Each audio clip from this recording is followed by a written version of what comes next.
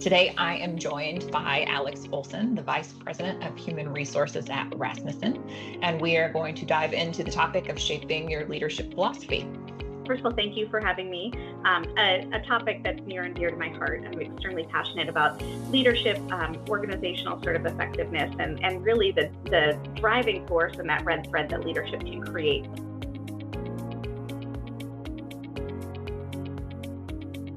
From a leadership perspective, actually started out in restaurants and retail, which was, I think, one of the reasons for where I've landed from a leadership philosophy standpoint. So if for any of you who have been in restaurants or retail, you will recall it is an all hands on deck, all day, all the time mentality. And I think that's definitely how I approach leadership, and something that has really carried with me throughout my career.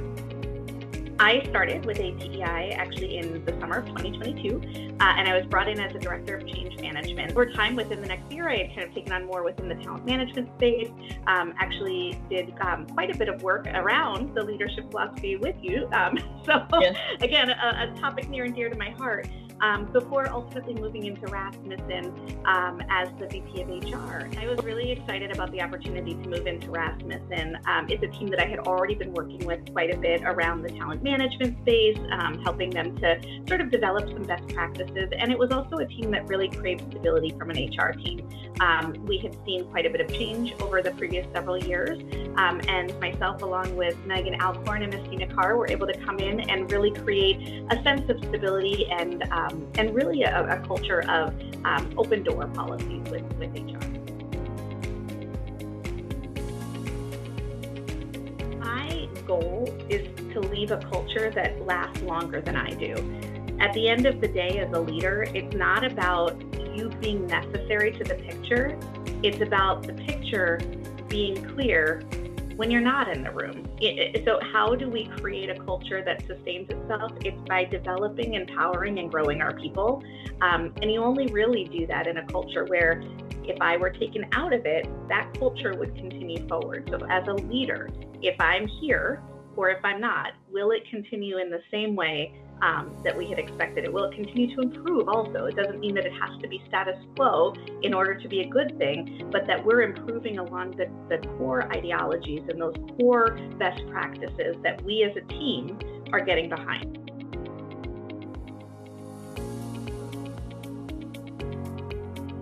Yeah, we had a motivational speaker once came in and he said, "We're going to eat change for breakfast." And I remember it struck me because it was such a funny phrase. And it has stuck with me for a long time now. I mean, this was like 15 more years ago. I'll date myself. But it was this idea that the only constant in our world a lot of times is change. And when I think about the restaurant industry or the retail industry, there is stability behind best practices.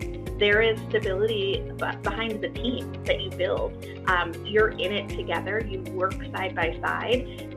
Everything else can change, but if you've got that core team, that core culture of trust within your team, and the way that you're going to approach that predictive sort of, that ability to sort of predict how your teammates are going to react and act within the moment, that's your stability in the chaos. That is you and essentially it's you eating change for breakfast. It's you embracing that change because you've got the right partners in it and you know exactly how they're going to react to that change, and that will help guide your ability to react as well.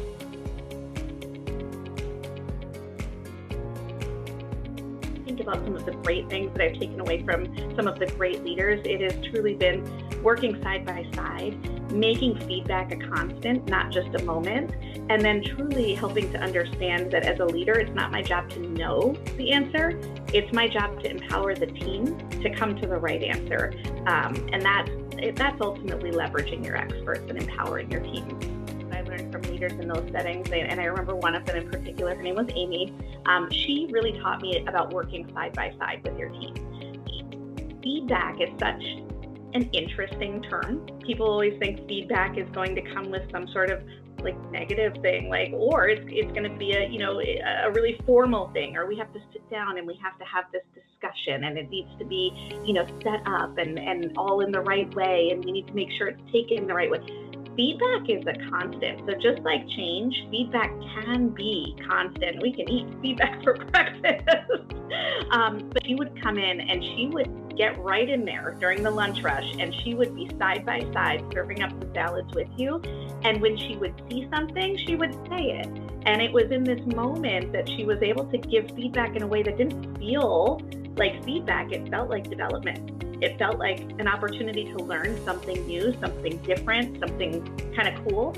And it carried longer, I think, as well. It didn't feel like those big moments. It helped to course correct in the moment so that we were constantly learning.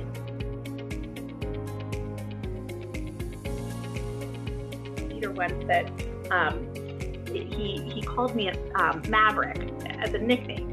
And I didn't understand it. I had never seen, is it Top Gun? I think it's Top Gun. I had never seen that movie before. And when he called me Maverick, I was kind of like, oh, so I went home and I told my husband, like, yeah, my boss called me Maverick. I don't know what that means. He's like, oh, well, that means you're the best at what you do, but you don't really listen that well. And it was like, told only as my husband could say it to me, in that moment. But then I thought about it, and I was definitely somebody who fought really hard from my point of view. And if we weren't going in that direction, it was something that I would continue to fight for. And learning how to take that step back and learning how to listen to the people around me, learning how to understand that my way is maybe not the best way. And just because they're proposing a different way doesn't mean that we're going to get there with any less, and maybe with more success. We're going to get to the resolution. And that's the goal. It's not getting there my way. And so then I had a leader actually at APEI, my first leader at APEI, and she had a saying that was toot toot salute. And that truly summed up my journey from being Maverick.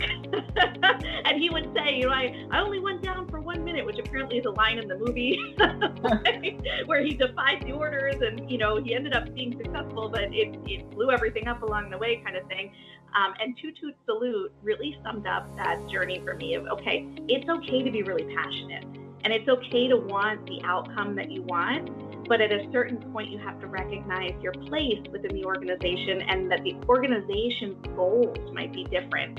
And we need to figure out how to get there with the best kind of possible path forward.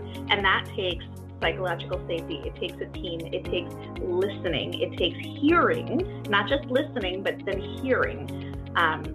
We say that, you can tell when somebody's listening or when they're thinking of their response while you're talking. And I have had a lot of work on myself to not be thinking about my response when people are talking, but to actually be hearing what they're saying. And that's definitely not something that comes natural to me. It comes natural to other people, but and those are the lucky ones. But it's definitely a lesson that's been well learned, and it has guided my leadership philosophy.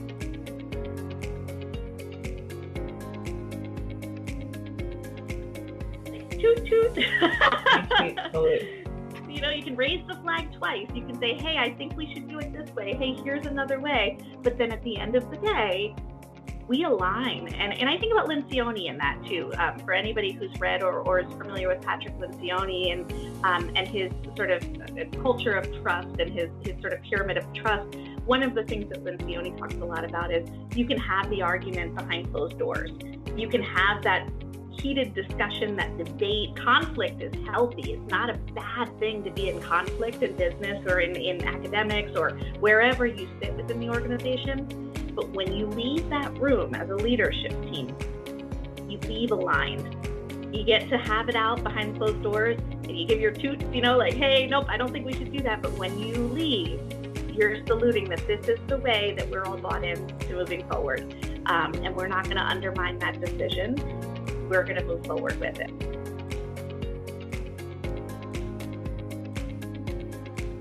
I actually have thought a lot about this because, obviously, when we worked on this, all of these are near and dear, and they're so, it's such important parts of leadership, and leadership truly is a wheel where all the spokes have to work together. I would say, though, if I had to choose one, it would be that nurturing growth and leadership. And what I think about, you asked the question, how would I sum up my leadership philosophy? Is leave a culture that outlasts your presence. You can't do that unless you're truly growing your team and growing the talent around you.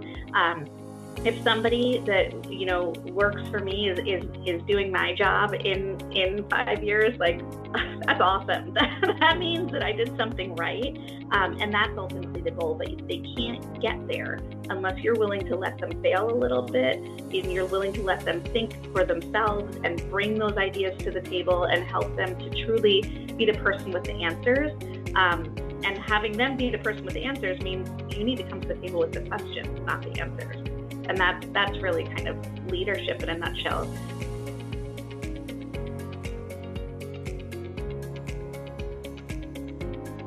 That's the question, right? When thinking about how you don't have all the answers as a leader, and really, I always say to people, if I'm the only person with answers in the room, we got a really big problem because I don't know all the answers. And leaders aren't intended to know the answers. They are intended to bring the best out in their team of experts so that the answers can be brought to the table by the team of experts at the end of the day. And that's really what working side by side with your team does. It is truly being able to learn from the experts as the leader, but also too to help them ask the right questions, to help them think about things differently. I always think about it as the most important thing I can do as a leader is to pull out all the noise, because that's the stuff that gets in our experts' way, right? And modeling's a big part of it too. I would say that's that working side by side piece. I've had great leaders that have modeled, and let me fail in order to model. Because if you don't let your team fail, or you don't, if I hadn't failed as being that maverick, I wouldn't have gotten to the point where listening was more valuable than speaking.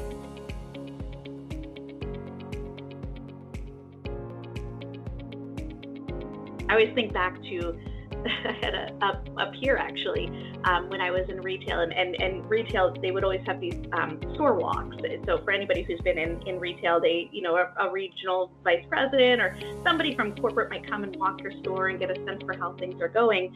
And it was my first week on the job, and they were like, oh, we're getting a walk today. And I was like, oh my gosh, I'm not sure, what do I do?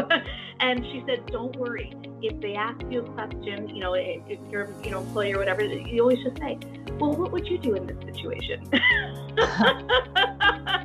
And it's funny because oversimplistic, obviously, view, but if you ask an employee, well, what would you typically do in this situation? You'll find a lot of times they know the answer. They're just looking for validation. And if they give you an answer that you're kind of like, oh, I don't know, what about this? That's okay. Ask that question. You'll get to a better result anyway. So I think it's coming to the table with the questions before you come to the table with the answer that helps you to kind of grow that mechanism within your team as well.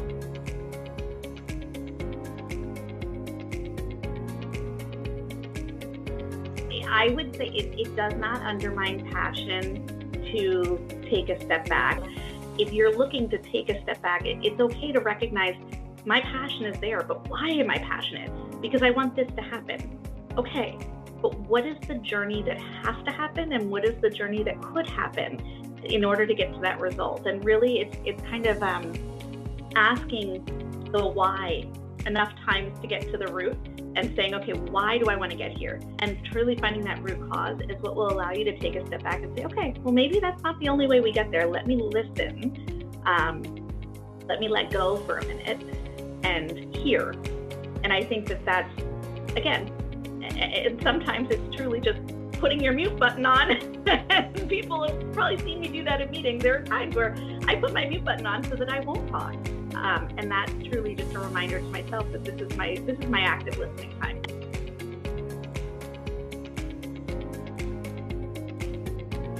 I think it's asking. Again, I go back to asking questions. That is, be curious, ask for feedback, and don't just ask for feedback from your boss either, because your boss sees a different side of you. Ask for feedback from your team. That's going to be the meaningful impact that maybe is going to ultimately end up shaping your journey. And when I think about some of the feedback that I've received from team members in the past, that has truly been some of the most valuable feedback, where I've heard people say to me like, hey, I wish you would give me an opportunity to speak, or, I really appreciate your input, but sometimes I feel like you solve the problem before I have an opportunity to really think about what the problem is.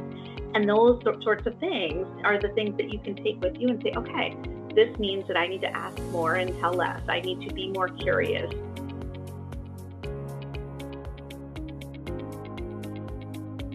Don't let the feedback derail you, let it empower you. If it's feedback that you thoroughly disagree with, you've never heard it before, and it doesn't make any sense, thank you for the feedback. I really appreciate your honesty. I'm going to take that in and move forward, and try to move forward. Don't let it derail you if you truly don't believe it and you haven't heard it before. Now, if you're hearing it and you still don't believe it and you're hearing it from multiple people, that's a good opportunity to really reflect internally. I will say the first time that I found out that I was, nicknamed Maverick because I might be really good, but I don't listen so well, that wasn't something that I was like, I listen all the time. I always do what I'm told. I just don't agree with it all the time. When I took that in and really thought about it, though, I was like, you know what, though? I probably am really annoying to that leader who I'm just talking at all the time. And even though I'm doing what I'm told, I'm still arguing along the way. That doesn't make it any less true. So really having to self-reflect and internalize and think about how I'm showing up and what that might be perceived as. It might not immediately resonate, but on self-reflection, feedback comes from somewhere typically. But don't let it derail you. I think that's the biggest piece. Don't let difficult feedback keep you from moving forward and growing from it.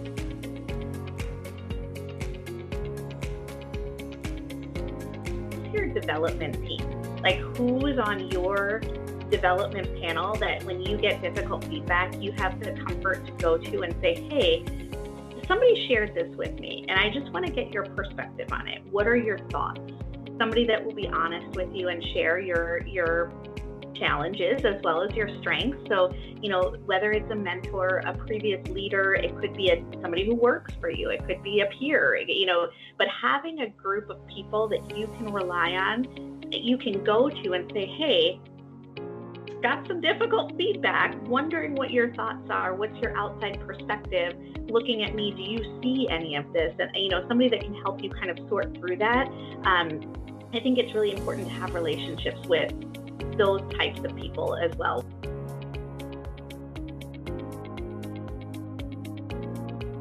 When we think about how we want to collaborate, how we want to not just collaborate across the lines, but then own results as an accountability sort of at our core from a leadership perspective, those are the things that carry through regardless of personal experience. Now, how you get to them from a personal experience perspective, probably all different ways.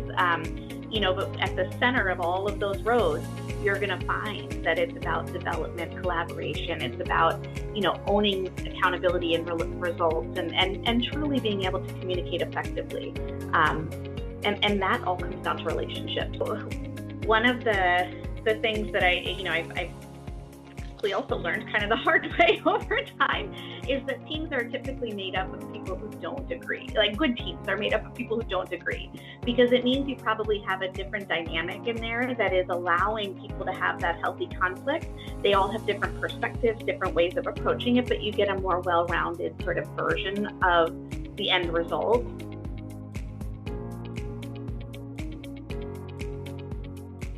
And I think that people can show up as leaders without necessarily having people that they're leading.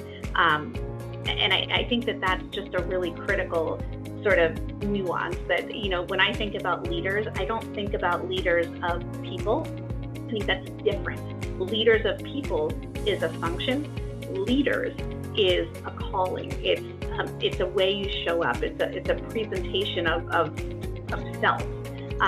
That is very different from leaders of people, which again is more of a function. Being a leader among peers is I think, a harder skill set to learn than leading a team. When you lead a team, there's this inherent sort of, belief like, okay, well, you're the leader, so I have to listen to you. Now, I don't agree or aspire to that either, but that's, that's the dynamic, right, of the structure. When you're leading among peers, there's no requirement that people listen to you or that they, take your guidance or your recommendations. You truly have to build that muscle, that relationship. You've got to listen. You've got to hear what people are saying, and you have to help lead through it. And